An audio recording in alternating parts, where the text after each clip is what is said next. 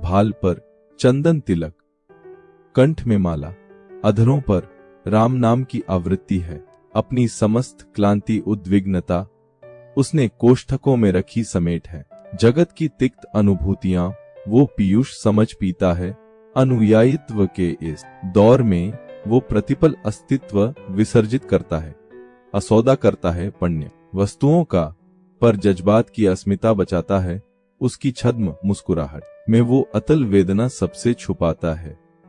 बाह्य में हास परिहास की रश्मि है, पर अंतस का शून्य जुठलाता है। कुटुंब ही उसकी परिधि है, खुशियां मर्यादा मानक में बांधता है। हर दुकानदार का वह बाबूजी कहलाता है। पटल पर संचिकाओं का कोहसार है, दृष्टियां उपनेत्र आवरण में निरुद्ध है। इस वामी की भर्त्सना सहना उसके भाग्य के निधान है।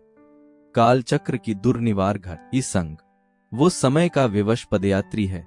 कलम की मसी से अधिक वो अपने अश्रु प्रवाहों का साक्षी है।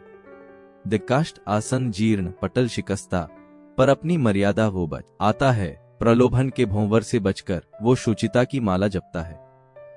मासांत की रिक्त जेबें उसे रजनी भर उद्वेलित करती हैं, किंतु संतति की उच्च शिक्षा लौ उस पुनर्जीवित करती है।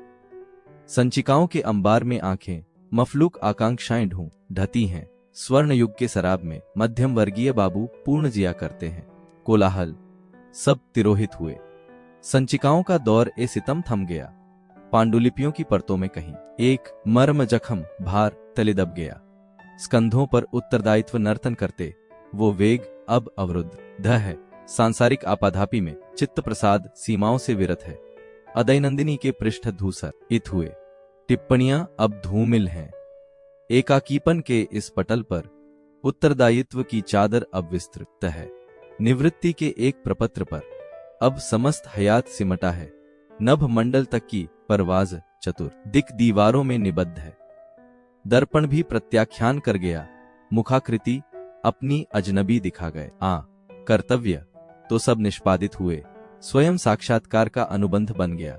एक कुटुंब का परितोष ही अब उसकी एकमात्र अभिलाषा है। कार्यालय के लिपिक से अब वो संतति का तात बन गया।